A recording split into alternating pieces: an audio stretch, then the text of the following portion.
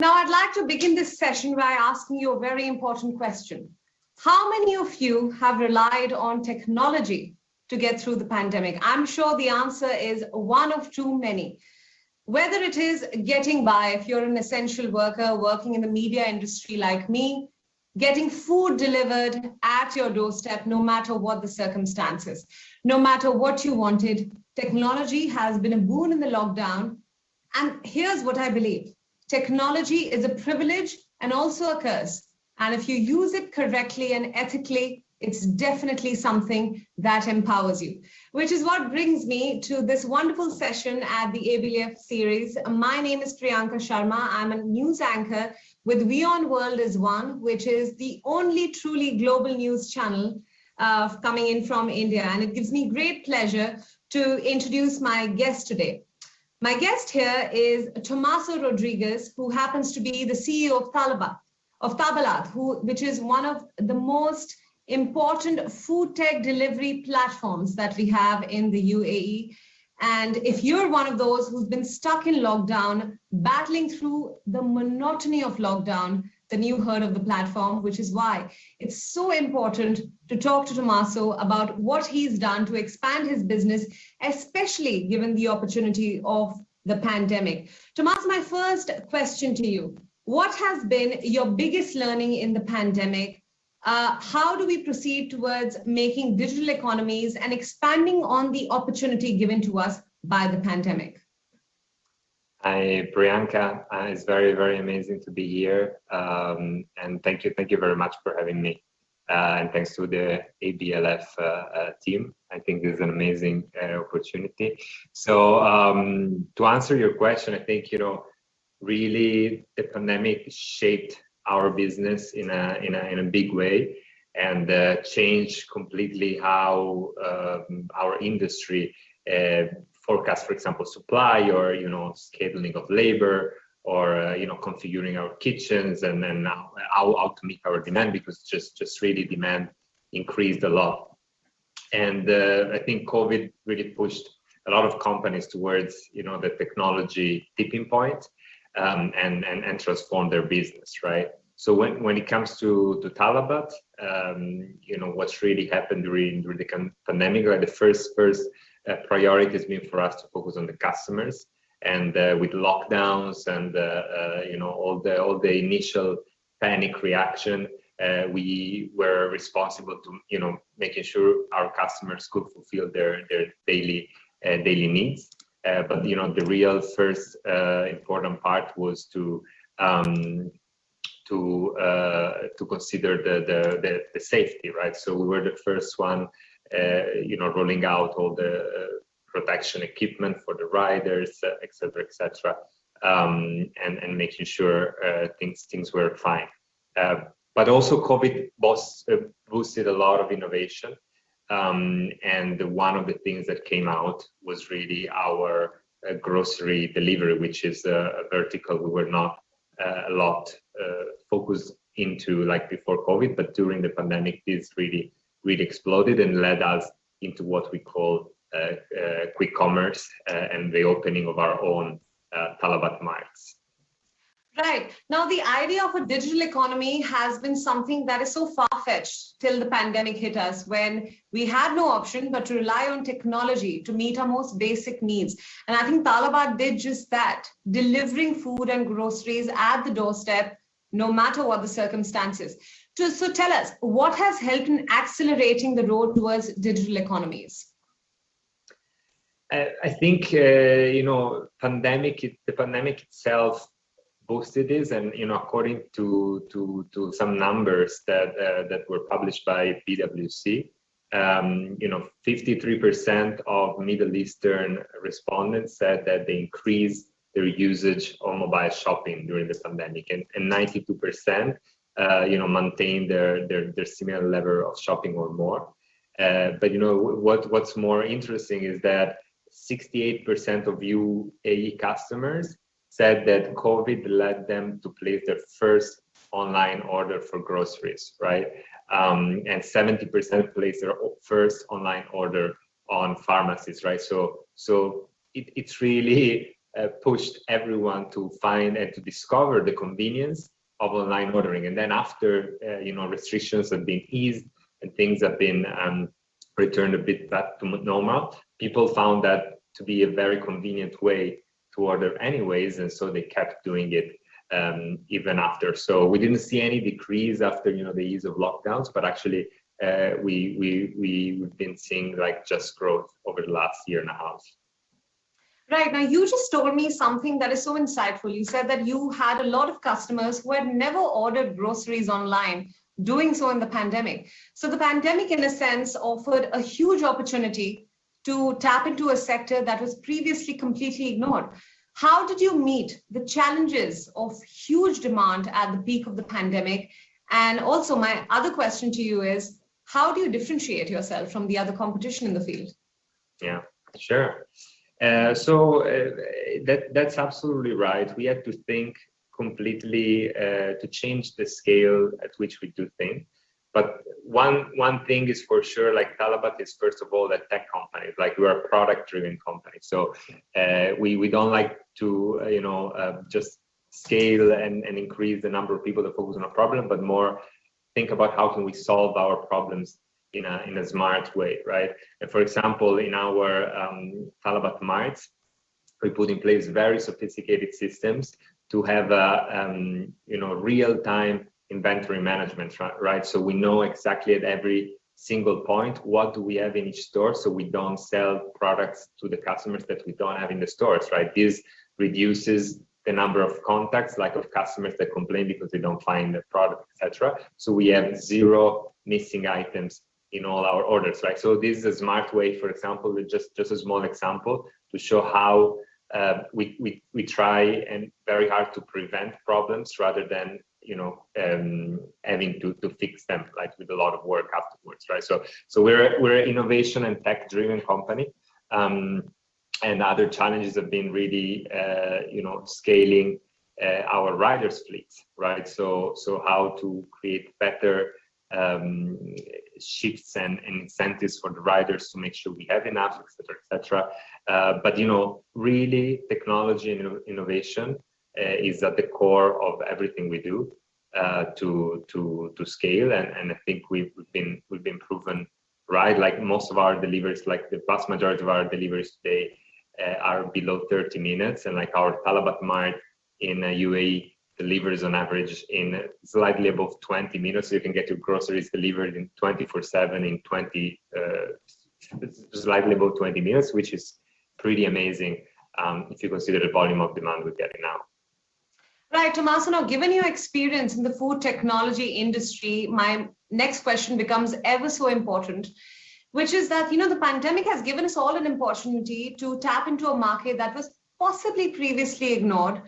And now, during the pandemic, we've had so much focus on the safety of those receiving food as well as those delivering the food. So tell us some of the safety measures that Talabat incorporated to make sure that the worst impact of the pandemic doesn't come on its employees and its customers. Yeah, sure. So the first thing is safety has always been our utmost priority, especially at the very beginning where there was a lot of fear. And I remember all the stories that were coming up. The virus resists on every surface for like days or whatever. Right? I remember like all these myths that were coming out. But besides that, it's important to make sure people feel safe about ordering food, right? So what we did, as I mentioned earlier, like we provided personal protection equipment to all the riders, gloves, masks, sanitizers, etc., and making sure there were protocols to ensure safety.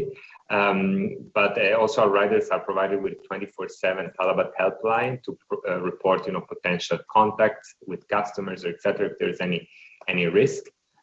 But I think, the big step we took, like work very, very, very closely with the government to have to speed up the vaccination of our riders, right? So the vast majority of our fleet is now vaccinated, especially in the UAE, and this was done with the help of the Ministry of Health. So we took very, very big steps towards that.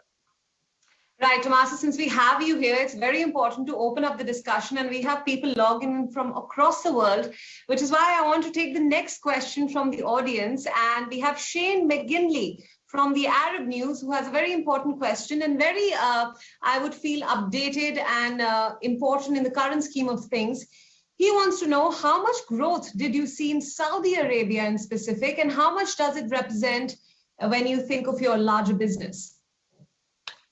Yeah, Saudi Arabia is a huge market, but is not one of the biggest Talabat markets. Actually, Talabat belongs to a holding company which is called Delivery Hero, and Delivery Hero also has another brand in Saudi Arabia which is called Hunger Station. So Hunger Station is our bigger brother in Saudi, and they have been experiencing tremendous growth.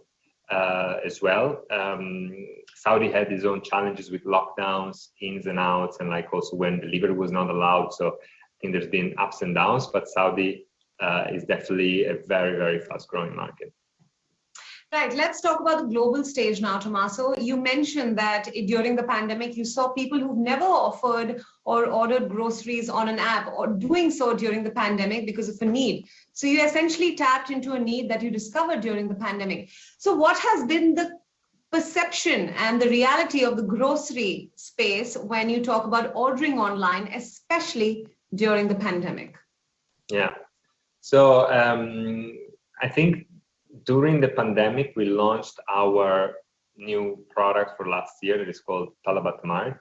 These are essentially what globally are called the dark stores, right? Or what we like to call quick commerce.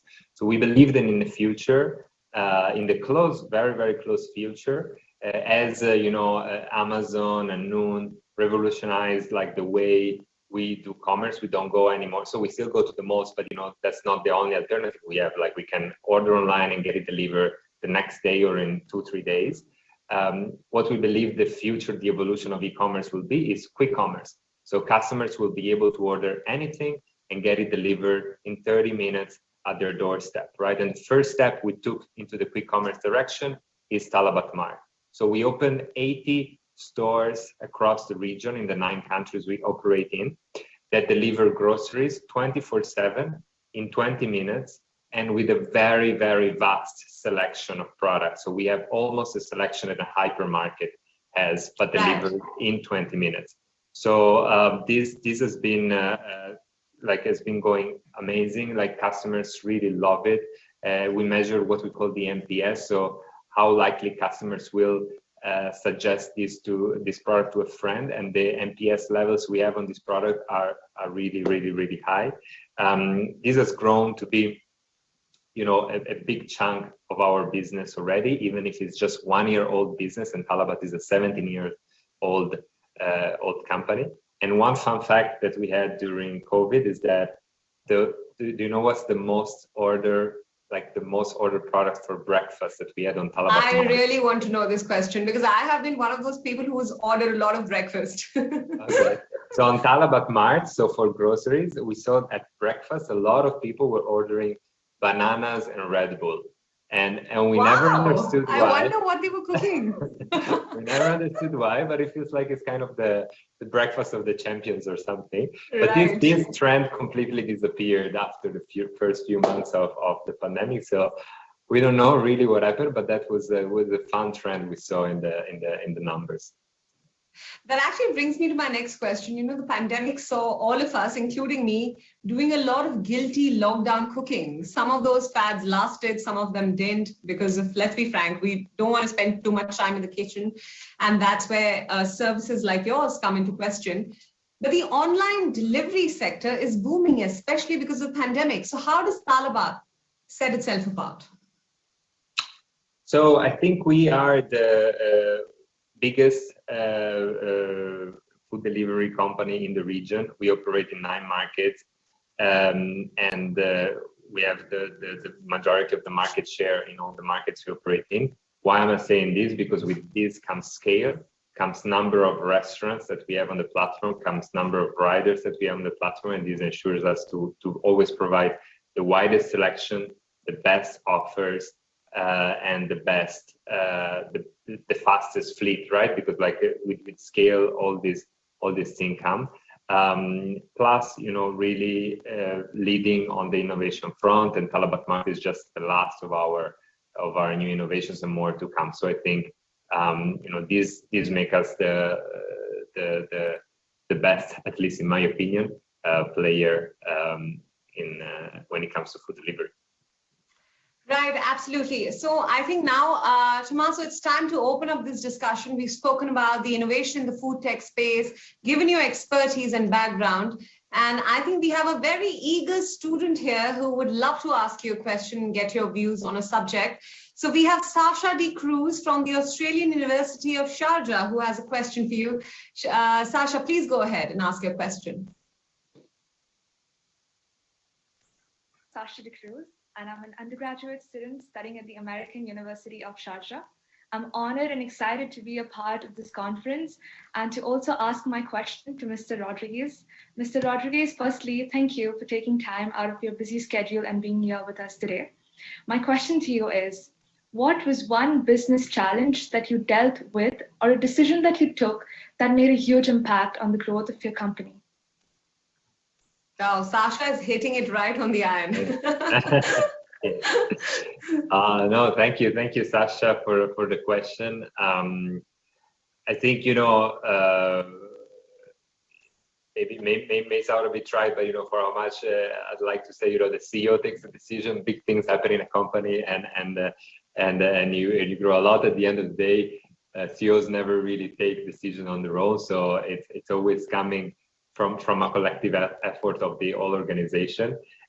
So I think really Talabat Mart is a bold decision we took at the beginning of the pandemic, as I was saying before, and we regardless of the uncertainty and what will happen in the future, etc., we decided to go bold and make a huge investment, open 80 stores like in less than 1 year. And really invest in a huge team and the best operations and a lot of tech and product behind that. And that really paid off, and it keeps paying off. What I discovered during the pandemic is that such big things, like I think the pandemic forced us, like many other companies, to change and innovate and do new things, right? And such big things, if you don't have that sense of pressure, just are harder to happen, right? But the moment you see things very clearly, and the moment you see, okay, we have to do this, and you rally the entire company behind that, I think things happen very fast, much faster. If you would have asked me before COVID, will you be open to pull off this product and launch so many stores, etc., in a 1 year time span, probably I would tell you, no, this seems like very optimistic, right? But it happened. And I think, also I saw an interview of I think it was the Johnson & Johnson CEO that was saying, it's incredible how we pulled out a vaccine in such a short time frame, right, for COVID. And if we would be able to do that for every disease we have in the world, maybe pharmaceutical companies could achieve much more, right? So I think one thing I'm still trying to understand better is like what's really happened there. What's the magic that has been created inside the company to help us do that, right? And if we are able to find that secret recipe, maybe we can replicate with many other things. Right, Sasha, I hope that answers your question. I think Tomaso has covered all the points. So hit him up if you want more analysis into that answer. For now, Tomaso, I want to take another business-oriented question, given the high profile of your company. Now, does Talabat have any plans for an IPO? What was your opinion of the Deliveroo IPO? Well, we don't have plans to IPO because we belong to a publicly listed company, right? So Talabat is part of Delivery Hero, which is the largest food delivery holding outside of China, which is part of the DAX 30, which is the index of the 30 best companies in Germany. Right. So we entirely belong to that group. Right now, Tomaso, my next question is a bit selfish, if you may. I'm sitting here in India, and in economically diverse and very complex countries of Asia, what should be done according to you, given your experience, to improve services like yours in the food tech space? Yeah, no, that's a really good question. But when it comes to food delivery, when it comes to tech companies in general, actually, India, China, Southeast Asia are markets we look up to. Like, we really think a lot of innovation is today coming from these markets, right? And I think, if you look at what Zomato and Swiggy did in India, I think they built excellent products and they were very, very far ahead, like also years ago, right? I think also Ele.me, Meituan in China, or other companies in Southeast Asia, like have been building great ecosystems. I think some trends also are emerging from markets like China, like the importance of group buying, social communities, and rural communities, like companies like Pinduoduo, I think are paving the way and showing us like there are different ways to do commerce, right? That is like not e-commerce, but it's more kind of group commerce. And I think also all this innovation is fostered by new generations that are skipping some of the steps that the Western countries did, like for example banks and credit cards. Like if you look at what's happening in China, there's not such a high credit card penetration because everybody pays with WeChat and Alipay, right? And the existence of those tools create a whole new ecosystem for companies, right? That they don't have access in other parts of the world. So we'll say like the Asia, East Asia, India, and Southeast Asia are areas that actually look for source of inspiration and innovations most of the time, rather than areas where we have something to teach to. Right, Tomaso, that's very good to know. Now, right before we wrap up, I have a final question, which is that, there are a lot of young people joining into this conversation from across the world, and I'm sure they want to know how to crack the startup formula. We've heard about so many businesses in this sector that have risen and tanked. So what is the secret formula about building a brand, but also sustaining it, according to you?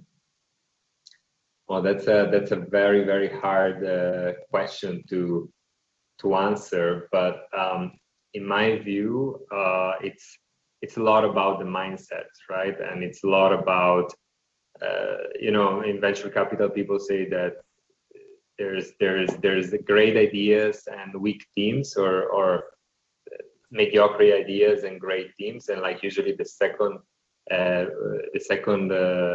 bucket has much more chances to succeed, right? For me, I would like to see business and life, and I would like our teams to think about it is, there are two kind of personalities. One that sees problems and can't wait for those problems to be solved because they think then life will be great. And there's one group instead that knows that there are always going to be problems, right? And life and business is always about solving problems. And so you have to have kind of this hammer approach and like nail after nail, really, really drill down all the problems you have, right? And I think that's already inside us. A metaphor I like to use is like, if you think about a baby, when it's learning how to walk, like it first will crawl and then stands up, but then it will fall down and then stands up again and fall down. What if that baby will say, I will never be able to walk, right? The baby will we will all be crawling by now. But that if we rediscover how to be babies and like keep trying and trying, finally we will walk, right? So I think every company can succeed. It's not about the ideas. It's about how you solve problems on a day-to-day basis and how you shape your company to solve those problems. Right, Tomaso, we're about to wrap up our wonderful discussion, but very quickly, a rapid fire, as I call it. What is your next aim or ambition or ambitious goal, so to say, for the next 5 years? For the next 5 years, I think scaling quick commerce and getting into more verticals and providing more and more convenience to our customers across the board, and continue being the leader in food delivery. I think also investing more in fintech will be a key focus for us. Right, Tomaso, for me, Priyanka, sitting here in India, has been a wonderful and a very insightful discussion, especially in a space that has definitely impacted my life during the pandemic. And I'm sure for the scores of people that are joining us on this virtual session, it's been a learning in process. Because if there's one thing that has bound us during the pandemic, it's been food. And the fact that we've been able to get food delivered at our doorstep, no matter what the circumstances in our respective countries, it's because of technology and food tech platforms such as yours and scores of others. And I think the learning from this wonderful virtual session at ABLF is that we take away this, that technology is definitely something that impacts our life in more ways than one. It gets food items to our doorstep, sometimes not what we deserve, but definitely what we are getting. So on that note, I'd like to wrap up our discussion. Thank you so much, Tomaso Rodriguez, for talking to us. It's been an insight for sure. That's a beautiful way to think about it. So yeah, and thank you very much, Priyanka. I really much enjoyed this conversation. Thanks for being a wonderful moderator, interviewer, and all the best to everyone. Absolutely. Thank you so much, Tomaso, and it's been a pleasure as always at the IBLF.